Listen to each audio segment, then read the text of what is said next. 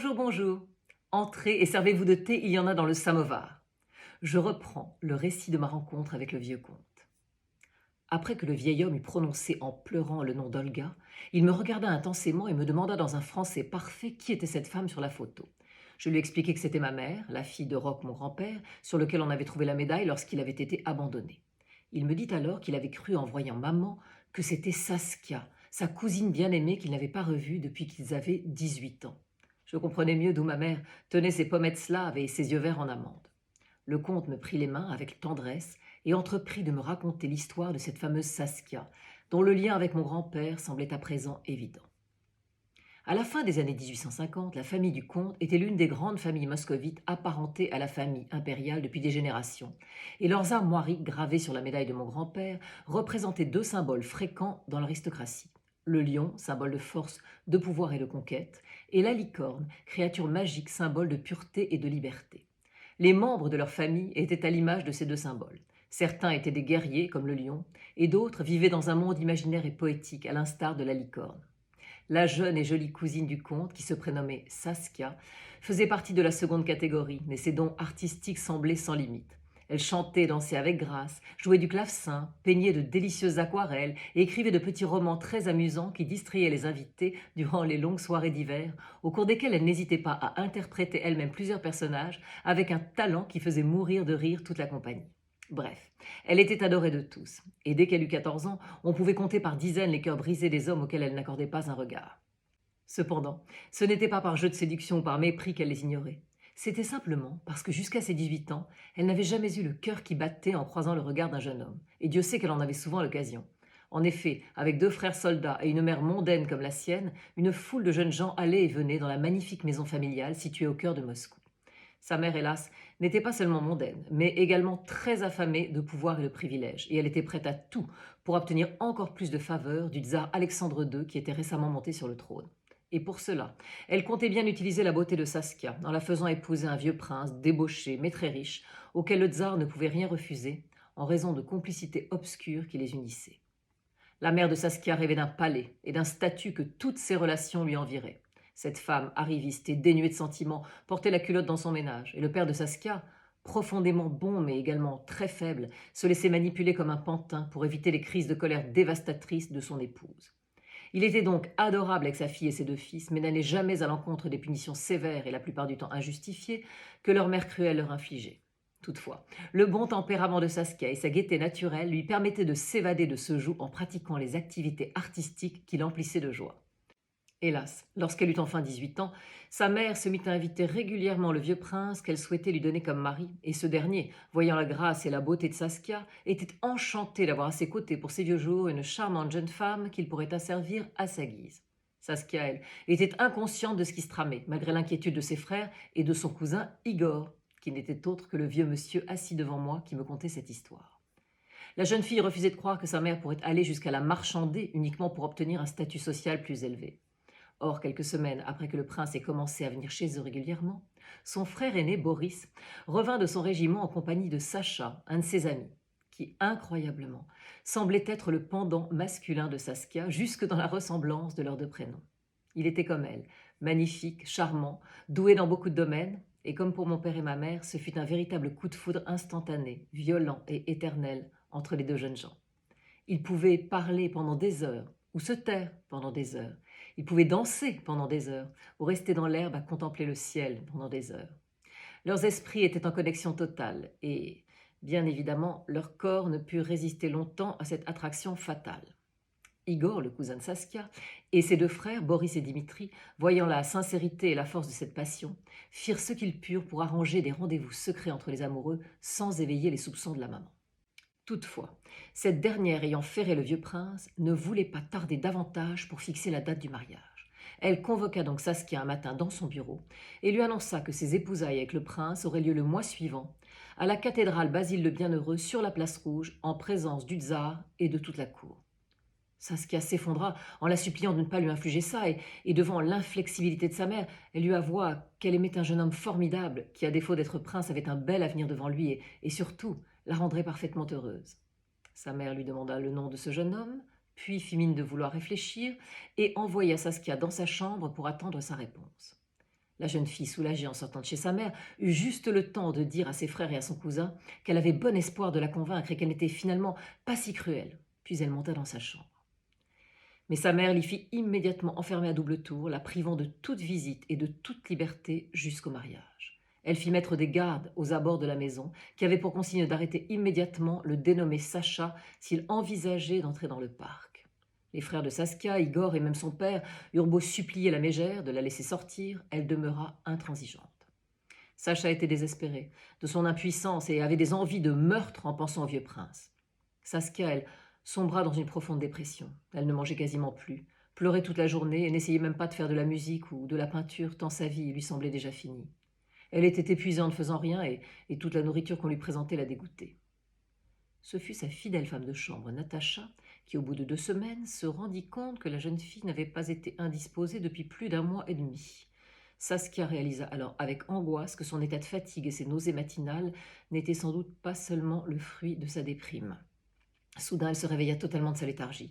Elle écrivit immédiatement un billet pour Sacha, et Natacha, qui était soumise à des fouilles à chaque fois qu'elle sortait de la chambre, glissa le billet à l'intérieur de son épais chignon afin qu'on ne le découvre pas.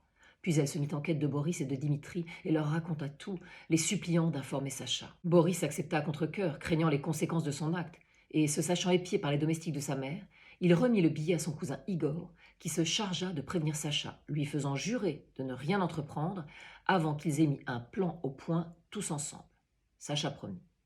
Mais la nuit même, il assomma le garde à l'entrée de la maison de Saskia, grimpa sur le tilleul qui était sous sa fenêtre et frappa au carreau. La jeune fille tourmentée ne dormait évidemment pas. Il lui demanda de faire le plus vite possible.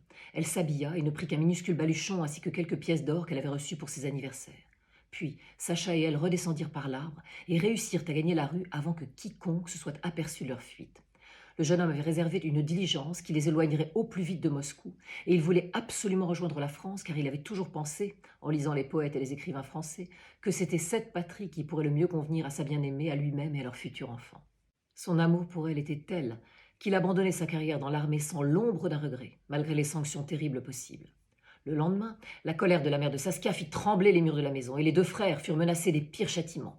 Cependant, son père, apprenant l'état de sa fille et la fuite qui avait été son dernier recours, se dressa pour la première fois de sa vie contre sa femme, refusant toute punition à l'égard de ses fils et lui interdisant toute poursuite concernant Saskia et Sacha.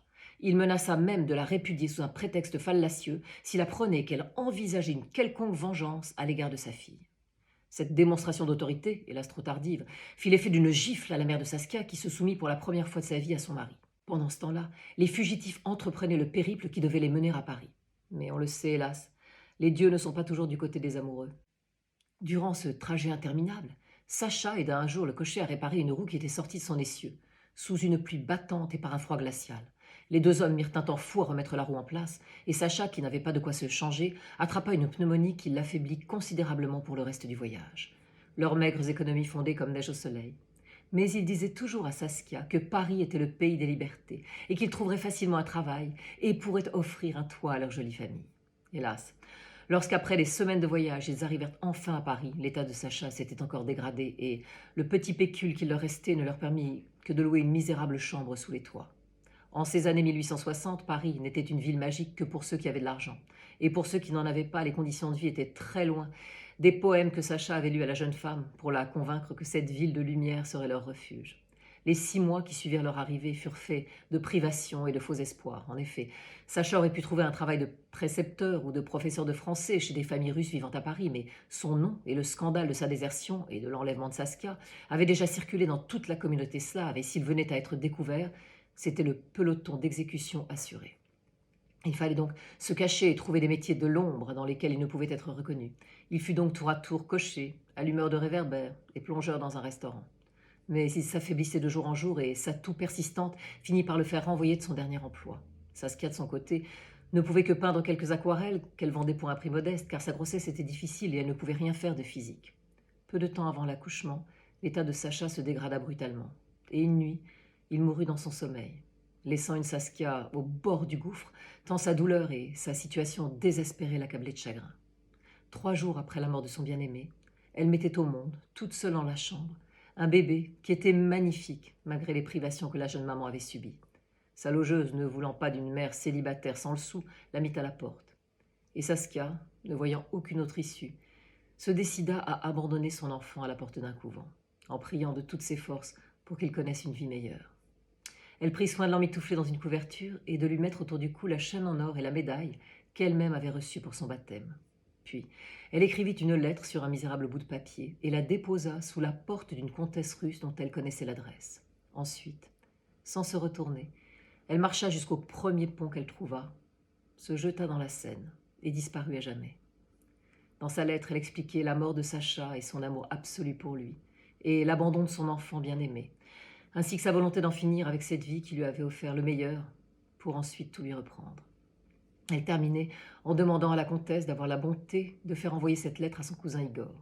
Mais la comtesse russe n'était pas à Paris, et elle n'eut la lettre qu'un mois plus tard. Elle la remit immédiatement à un émissaire qui partait pour la Russie, et la famille de Saskia prit connaissance de la terrible nouvelle 2 mois après sa mort. Igor et les frères de la jeune fille partirent immédiatement pour Paris afin d'essayer par tous les moyens de retrouver le nourrisson. Mais il y avait tant d'églises, tant de couvents et un si grand nombre d'enfants abandonnés que malgré tous leurs efforts, leurs recherches furent vaines. Ils rentrèrent à Moscou, mirent un voile noir sur cette histoire, et les frères de Saskia coupèrent tous les ponts avec leurs parents, qui d'ailleurs moururent quelques années plus tard, de chagrin et de remords trop tardifs. Voilà l'histoire de Saskia, termina mon interlocuteur, qui était donc mon arrière-grand-oncle. Il me regarda très ému et me dit que je venais de raccrocher le maillon qui manquait à la chaîne familiale depuis plus de 60 ans. Il me dit aussi que les frères de Saskia n'étaient plus de ce monde et que seul Boris avait eu 2 enfants, un garçon et une fille qui s'étaient exilés en Amérique, voilà de cela bien longtemps. Le fils de Boris n'avait pas eu d'enfant, mais sa fille avait eu un garçon qui était à présent âgé d'une 30aine d'années et vivait à Venise. Il se prénommait Sergueï. Je ressentais à la fois une joie extrême d'avoir enfin retrouvé la famille de mon grand-père, mais aussi une très grande tristesse de ne pouvoir rencontrer d'autres membres qu'Igor et Tatiana. Toutefois, je les invitai immédiatement à venir au château la semaine suivante, afin qu'ils retrouvent la chaleur d'un foyer et fassent connaissance de ma mère, de ma grand-mère et de mes enfants. En me raccompagnant, Tatiana me remercia du fond du cœur de les avoir retrouvés et me demanda si la semaine suivante, elle pourrait justement amener au château Sergueï, le petit-fils de Boris qui avait justement prévu de leur rendre visite. Un cousin de plus, quel bonheur! J'acceptai avec enthousiasme et me réjouis, au-delà de tout, de pouvoir réunir ma famille française et ma famille russe dans le château de mon grand-père bien-aimé. Oui, Archie, vous aimez les blinis, d'accord, moi aussi, mais vous n'aimez pas les moujiks. Vous avez tort, le moujik adoucit les mœurs. Allez, je vais vous jouer un petit air de balalaïka. Je vous dis à très vite pour la suite de mes aventures.